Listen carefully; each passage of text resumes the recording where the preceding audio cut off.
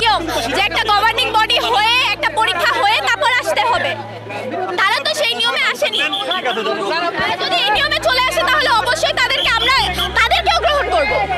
আমাদের সেটা কোনো কথা নাই। সে যে আমাদের বলতেছে যে আমরা আওয়ামী লীগের যে আমরা কারোই এজেন্ট না, কারণ আপনারা তো হচ্ছে গিয়ে সবাইকে ঢুকিয়ে দিয়েছেন কলেজে। দাবিটা কি আপনার বলেন তো? আপনাকে আমি আমার সবগুলো দাবি বলতেছি।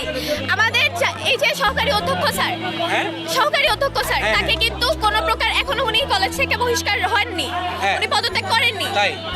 তাহলে কেন হচ্ছে কি ওনাকে স্টুডেন্টরা যেদিন দাবি নিয়ে আসছিল, যে লিস্ট করে আমাদেরকে দাবিগুলা দিয়ে সাইন নিয়েছে টিচারদের, সেখানে কি লেখা ছিল?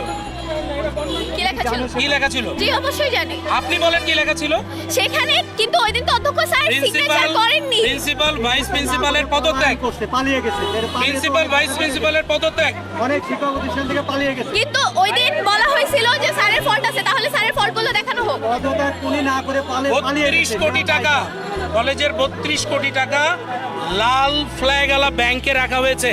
সেখানে তার স্পষ্ট সিগনেচার আছে। কলেজে 20 জন পিয়ন নিয়োগ করা হয়েছে। নৈতিক নিয়মে যান, আপনারা একটা প্রসেসে যান। হবে ওনার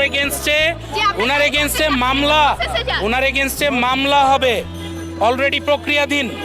ওনার এগেইনস্টে ওয়ারেন্ট ইস্যু হবে, ঠিক আছে? আর আপনারা শোনেন, বাংলাদেশ এখন স্বাধীন।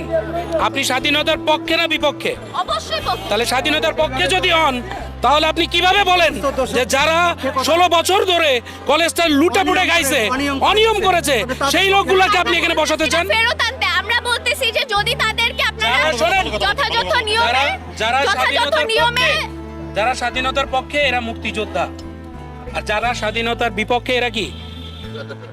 তাদের এগেইনস্টে বিচার হবে।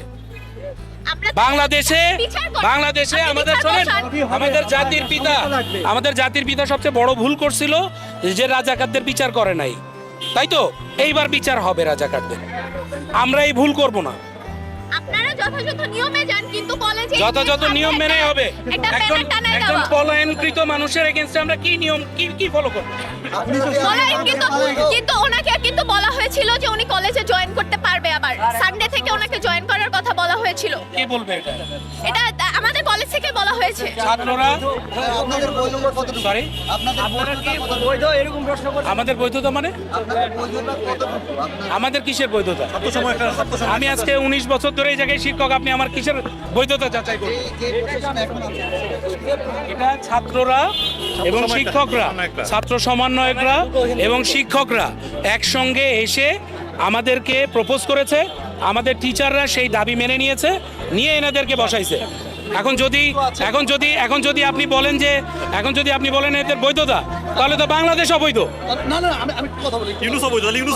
ডক্টর ইউনূস অবৈধ। আপনি যদি এই কথা বলেন, তাহলে আমাদের বিচারপতি অবৈধ। বাংলাদেশে যেটা হয়েছে ছাত্র সমন্বয়কদের মাধ্যমে। ছাত্র সমন্বয়করা যেটা করেছে এখানে, সেটা আমরা মেনে নিয়েছি। আমরা দেশটা সংস্কার করতে চাই, দেশটা সামনে আগাইতে চাই। কলেজের সমন্বয়ক বলে না, আমাদের এখানে যে আন্দোলন হয়েছে, সেই আন্দোলনে যারা ছিল তাদের একটা লিস্ট করেছি আমরা, এভিডেন্স সহ, যে এখানে আন্দোলন যারা করেছে, বুক পেতে দিচ্ছে এরা